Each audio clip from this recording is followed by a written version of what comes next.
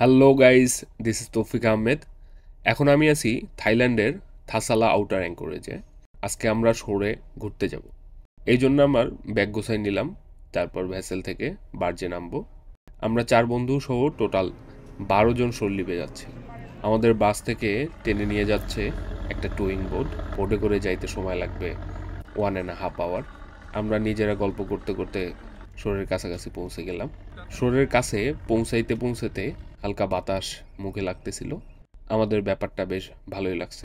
দিনটা ঠান্ডা আর সতেজ ছিল। বাস থেকে নামার পর আমরা থাসালা সিটিতে যাব গাড়ি করে। গাড়িটা ছিল ছাউনি ছাড়া। গাড়িতে করে যেতে বেশ মজাই লাগছিল।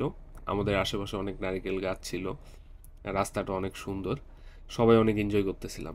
অবশেষে আমরা পৌঁছে গেলাম লোটাস মার্কেটের সামনে। প্রথমে আমাদের যেটা করতে হবে, ডলার থেকে থাই বার্থে কনভার্ট করতে হবে। লোটাস মার্কেটের ভেতরেই একটা মানি এক্সচেঞ্জ ব্যাংক আছে, আমরা এই ব্যাংক থেকে মানি এক্সচেঞ্জ করব। আমাদের 12 জনার টোটাল ডলার এক জায়গায় করলাম, দেন আমরা বার্থে কনভার্ট করে নিলাম। থাই বার্থে কনভার্ট করার পরে আমরা সবাই লাঞ্চ করব। লোটাস মার্কেটের ভেতরেই ফুড কর্নার আছে, আমরা ফুড কর্নারে গেলাম এবং হালাল ফুড খুঁজলাম। হালাল ফুডে রাইস ছিল আর অনেক আইটেম ছিল। আমরা লাঞ্চে নিলাম noodles and topping with sea food. আমরা যেহেতু লোকাল হালাল ফুড নিছি, খেতে মোটেও মজা ছিল না। অনেক কষ্টে আমরা খাওয়া দাওয়া সম্পন্ন করি। সবাই টুকটাক কেনাকাটা করতে ব্যস্ত হয়ে যায়, সাথে আমরাও কেনাকাটা করতে যাই। মার্কেটটা ছিল সুপার শপের মতন। আমরা ঘুরে ঘুরে প্রয়োজনীয় জিনিসপাতি কিনি, তারপর গাড়ি করে ঘুরতে যাই।